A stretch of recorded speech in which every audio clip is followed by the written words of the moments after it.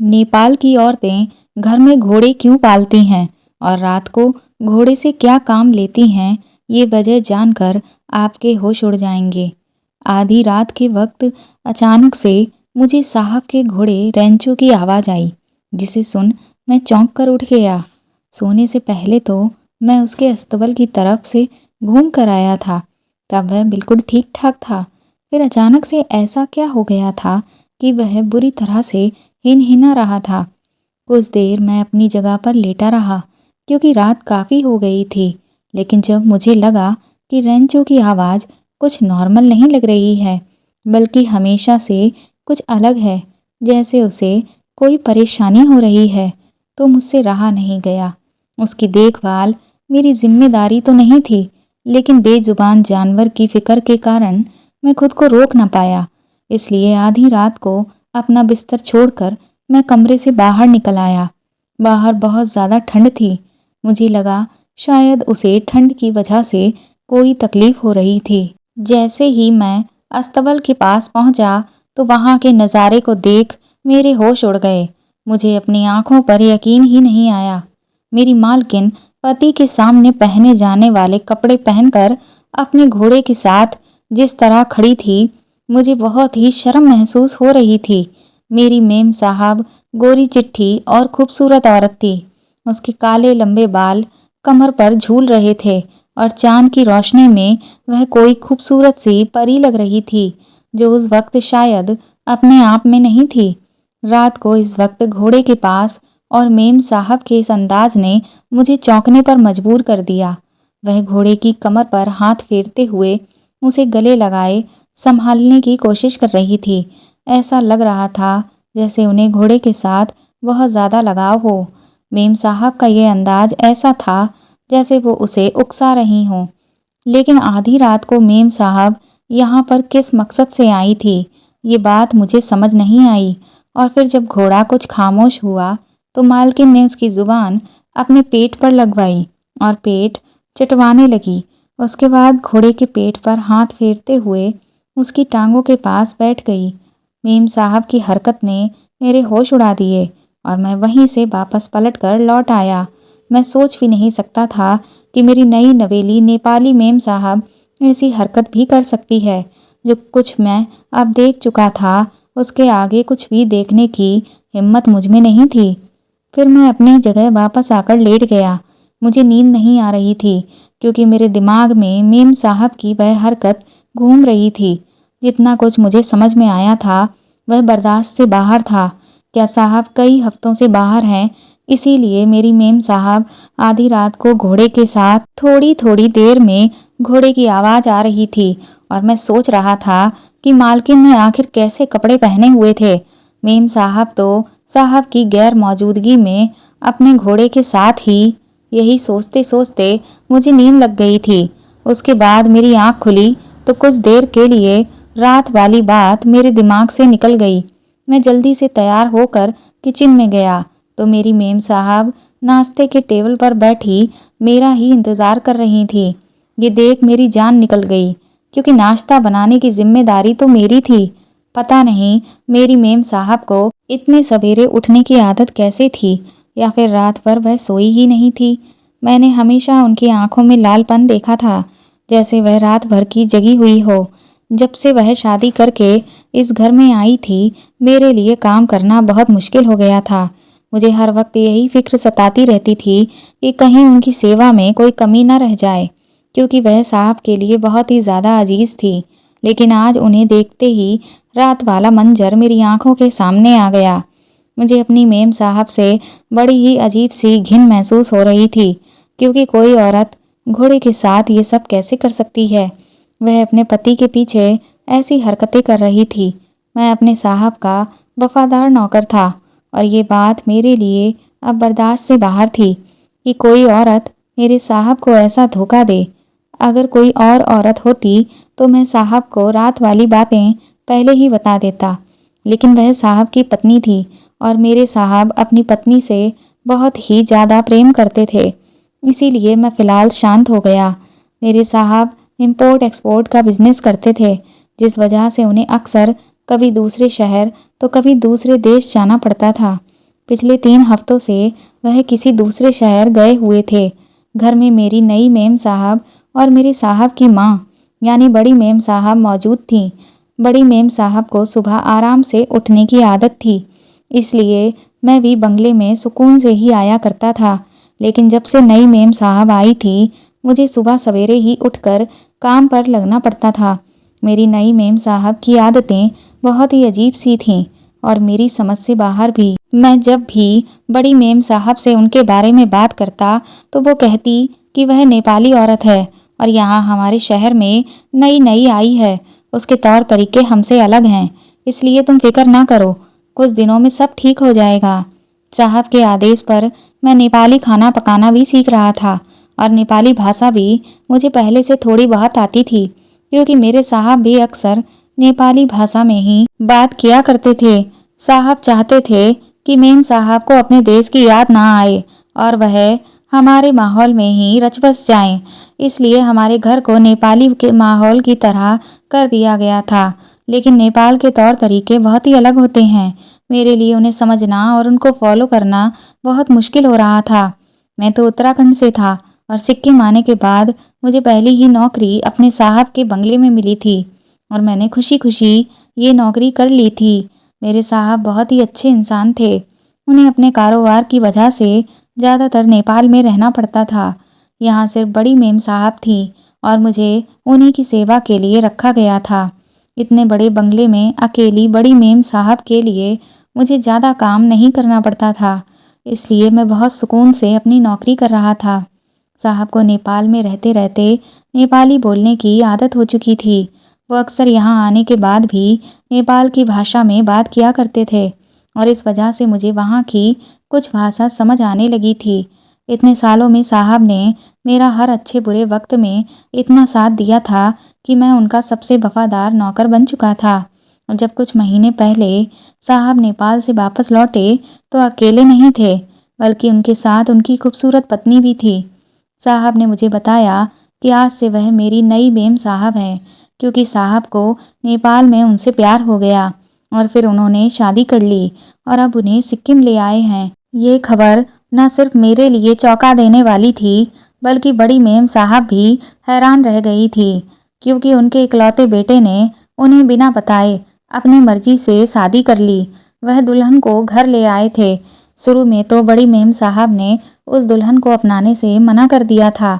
उनका कहना था कि नेपाल की औरतें सिक्किम की औरतों से बहुत अलग होती हैं और नेपाल की औरत को पत्नी बनाना सिवाय बेवकूफ़ी के और कुछ नहीं, क्योंकि उनके तौर तरीके और रंग ढंग हमसे बहुत ज़्यादा अलग होते हैं, बिल्कुल गैरों की तरह।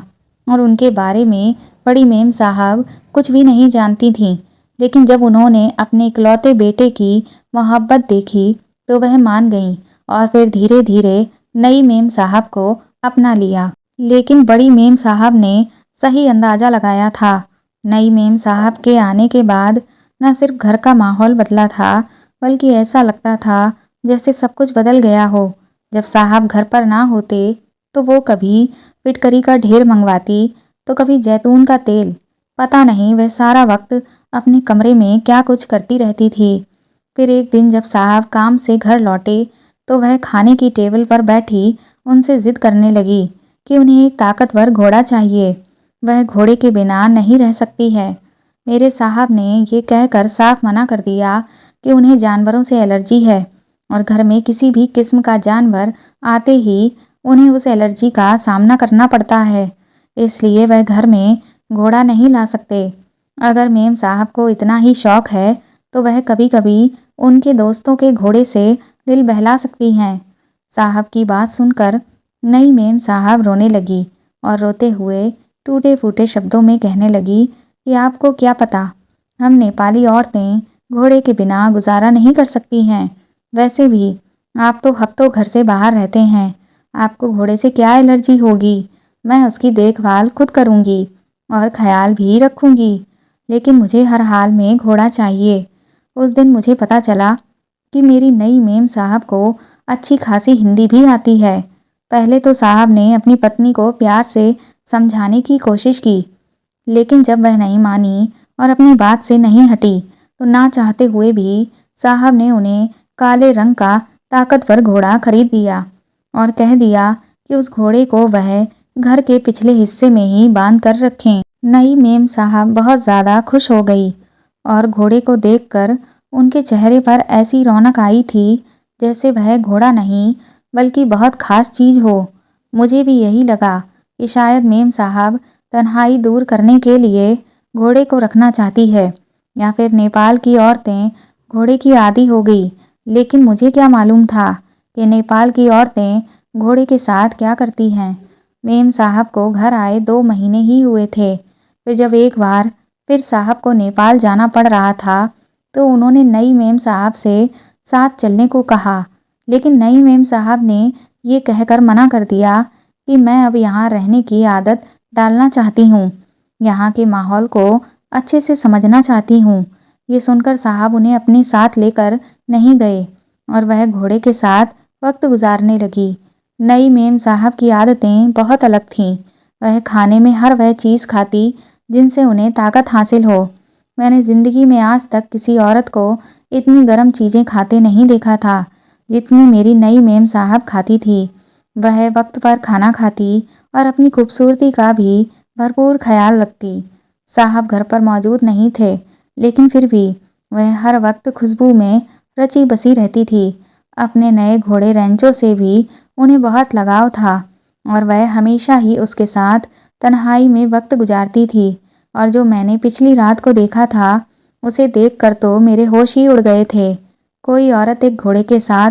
फिर मैंने सोचा था कि अगली बार मैं मेम साहब का पूरा सच अपनी आंखों से देखूंगा और फिर साहब को इस बारे में बताऊंगा, क्योंकि इससे ज़्यादा चुप रहना मेरी वफादारी के ऊपर धब्बा था। अगली रात घोड़े की हल्की सी आवाज़ आते ही मैं अपने कमरे से निकला और दबे पांव अस्तबल के पास पहुंच गया। आज भी मेम साहब घोड़े के पास ही खड़ी थी और उसके चेहरे को सहला रही थी। उनके ऐसा करने की वजह से घोड़ा जोश में आने लगा। फिर घोड़े ने अपनी जुबान से मेम साहब का मुंह चाटा और प्यार का इजहार करने लगा। मेम साहब ने पूरी तरह से घोड़े को मोहब्बत और जज्बात से काबू में कर लिया। फिर वह धीरे से उसे सहलाते हुए उसके कदमों के पास बैठ गई। ये देख मेरी सांसें ऊपर नीचे होने लगी। आगे के मंजर ने मेरे होश उड़ाकर रख दिया। आज की रात मैंने पूरा मंजर अपनी आंखों से देखा था। मुझे समझ नहीं आया कि मेम साहब ने ऐसी हरकत क्यों की। क्या इसीलिए उन्होंने साहब से घोड़े को लाने की जिद की थी? इसीलिए वो साहब के कहने के बावजूद भी अपने घर नहीं गई, क्योंकि चली जाती तो ये कैसे कर पाती। बड़ी मेम साहब ने ठीक कहा था कि नेपाल की औरतों के बारे में कुछ नहीं कहा जा सकता। वह सिक्किम की औरतों जैसी नहीं होती और आज उनकी बात का मतलब मुझे समझ आ गया था, क्योंकि ऐसा करते तो मैंने आज तक किसी भी औरत को नहीं देखा था। इसलिए मैं खामोशी से पूरा नज़ारा देखने के बाद वापस अपने कमरे में आ गया और सोचने लगा कि मुझे इस बारे में अब बात करनी चाहिए या नहीं। साहब को वापस आने में अभी 1 हफ्ता बाकी था और यह 1 हफ्ता मैं अपनी नई मेम साहब की हरकतों को देखना चाहता था।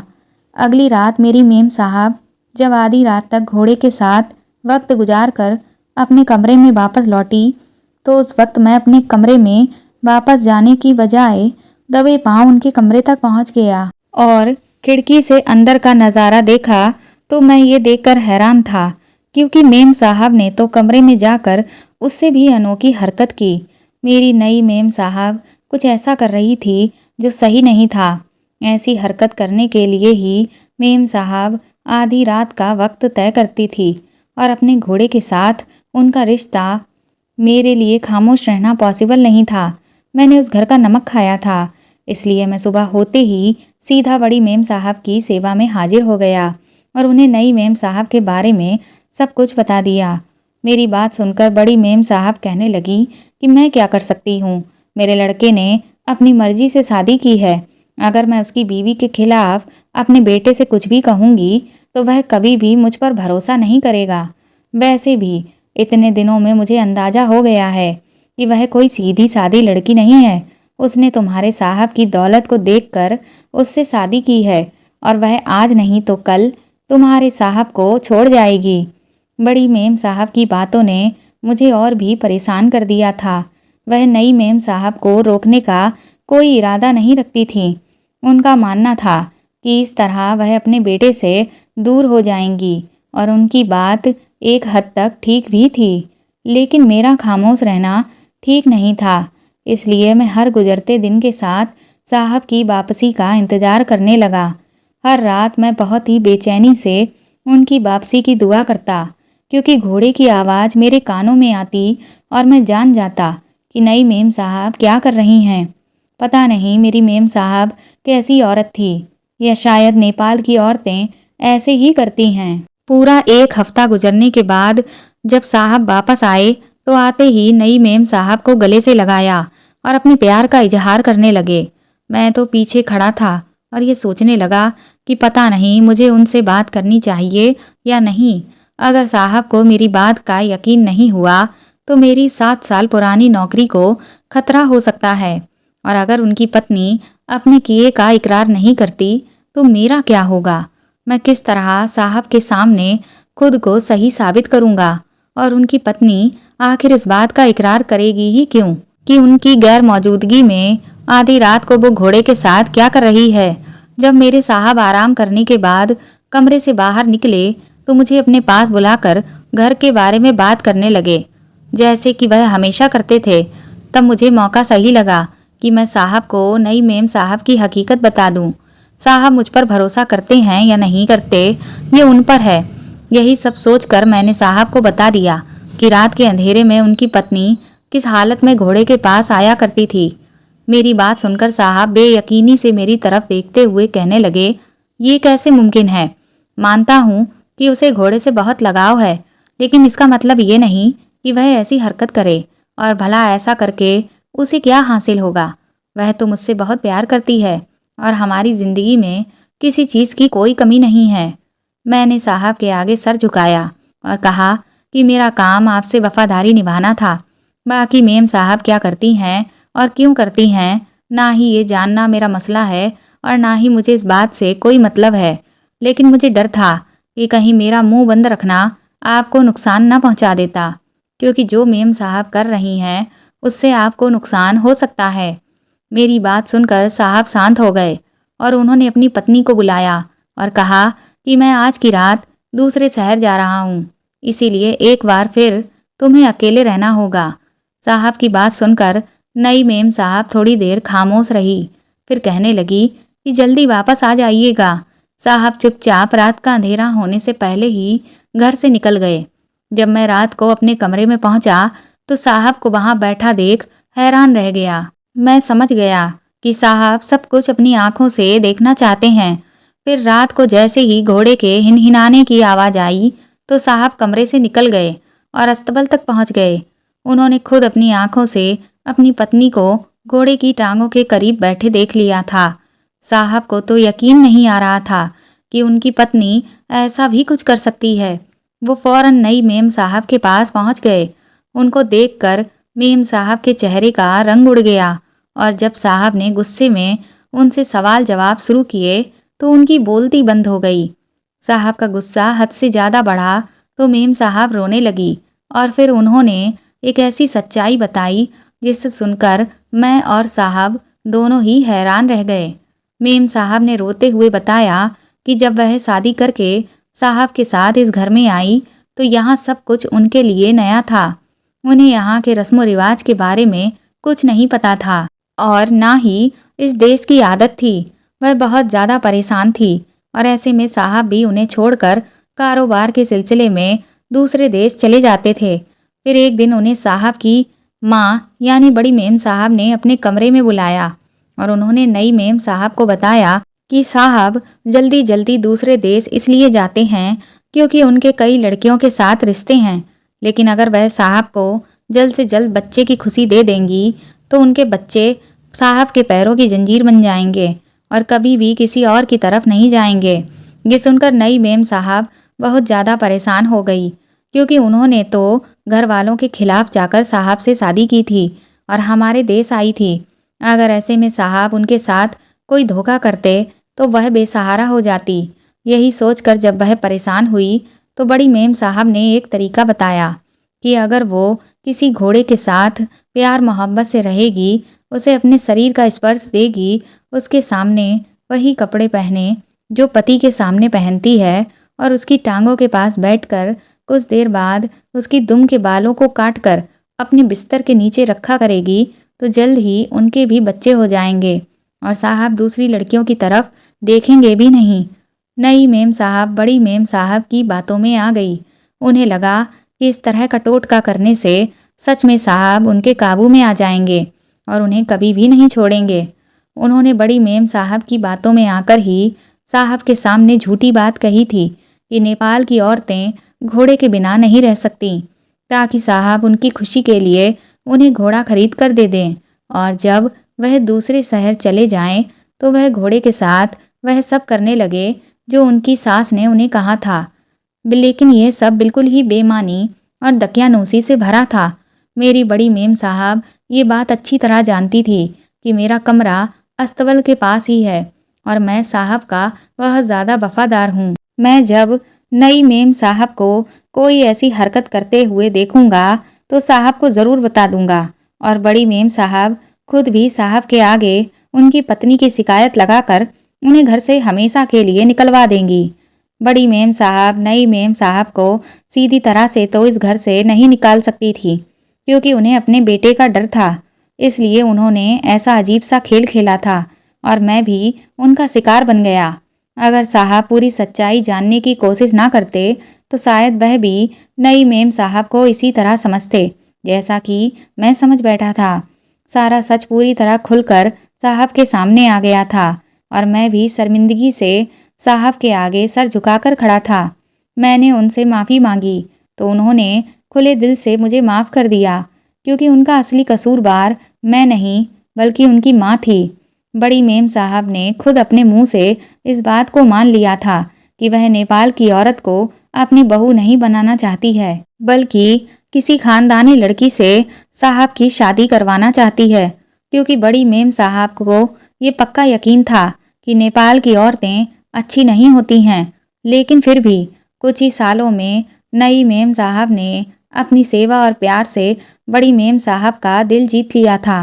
हर औरत सिर्फ और सिर्फ मोहब्बत की ख्वाहिशमंद होती है और अगर उसे किसी रिश्ते से मोहब्बत मिले तो वह बदले में भी मोहब्बत ही देती है।